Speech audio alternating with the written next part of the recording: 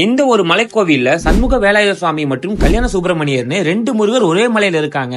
சண்முக வேலாயுத சுவாமி கிழக்கு திசையை பார்த்தும், கல்யாண சுப்பிரமணியர் தன் இரு மனைவிகளோடு பழனியில் இருக்கிற மாதிரி மேற்கு திசையை பார்த்து அமைந்திருக்கிறாருங்க.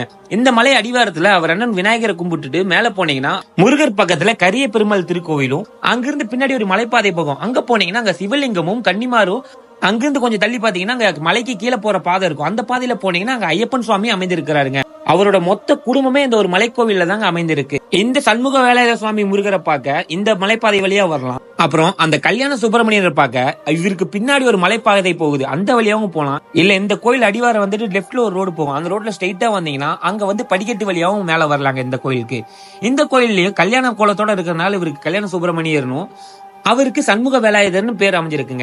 இதோட எக்ஸாக்ட் லொகேஷன் எங்கன்னு பாத்தீங்கன்னா நாமக்கல் மாவட்டம் குமராபாளையம் கல்லங்காட்டு வலசில் அமைஞ்சிருக்க சூரியகிரி மலை தாங்க இது. சோ மறக்காம வர செவ்வாய்க்கிழமை உங்க குடும்பத்தோட வந்து வழிபட்டு பாருங்க, உங்களுக்கு நல்லதே நடக்கும். இந்த மாதிரி மோர் கண்டென்ட்ஸ்க்கு நம்ம KPM பிளாகரை ஃபாலோ பண்ணிக்கோங்க. உங்களை நான் அடுத்த வீடியோல சந்திக்கிறேன். வரட்டா.